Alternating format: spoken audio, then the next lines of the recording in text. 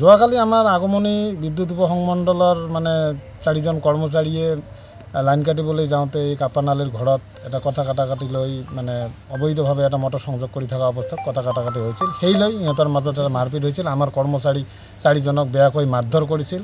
ইহঁতে অলপ জখম হৈছিল আৰু ইয়ালৈ এজাহাৰ দাখিল কৰা হৈছিল। ইতিমধ্যে তাৰে আসামী এজন যিজনৰ নাম হায়দাৰ আলী তেওঁক ইতিমধ্যে পুলিচে লকআপত ৰাখিছে। বাকি 3জন এতিয়াও মানে পুলিচে আটক কৰা নাই।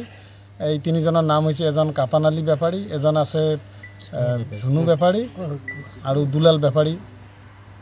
এইকেইজন এতিয়াও মানে পলাতক অৱস্থাত আছে। আপুনি কি দাবী জনায়?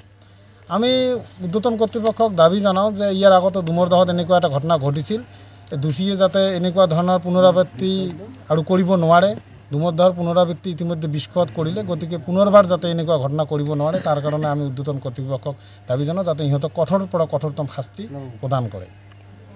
ঘটনাটো যোৱাকালি আমাৰ আগমনী বিদ্যুৎ উপসংমণ্ডলৰ কৰ্মচাৰীকেইজনে আমাৰ নিয়মীয়া যি বিদ্যুৎ চুৰি অভিযান চলে সেই চুৰ ধৰিবলৈতে তাতে আমাৰ বিষ খোৱা পাতটোত অবৈধভাৱে সংযোগ থকা মটৰ এটা ধৰিবলৈতে তাৰে 4জন দুৰ্বৃত্তই আমাৰ কৰ্মচাৰীক বেয়াকৈ মাৰধৰ কৰে।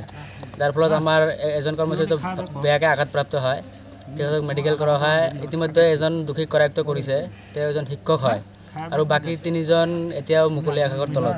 আমি আসাম ষ্টেট পাৱাৰ ৱৰ্কাৰ্ছ ইউনিয়নৰ আগমনী শাখাৰ পৰা দাবী জনাওঁ যে এই দুৰ্বৃত্তকেইগৰাকীক অতি শীঘ্ৰে কৰায়ত্ব কৰি যাতে আইনগতভাৱে উচিত শাস্তি প্ৰদান কৰে। কোন বাকী আছে এতিয়াও বাহিৰত? আপোনাৰ ধনু বেপাৰী, সোণু বেপাৰী আৰু কাপনালী বেপাৰী। কাক মাৰধৰ কৰিছে আপোনালোকৰ? আমাৰ কৰ্মচাৰীজন ৰণদীপ ৰায় চৌধুৰী আৰু সমেৰ আলী আৰু তাৰ লগত ৰহিদুৰ ৰহমান।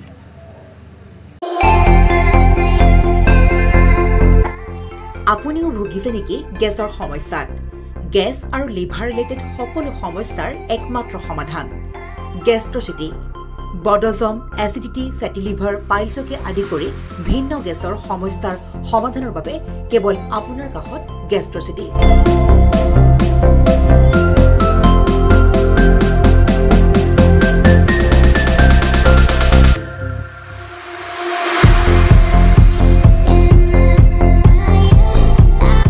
ভিজিট কৰক গেষ্ট্ৰচিটি, গুৱাহাটী, হাতীগাঁও চাৰিআলি।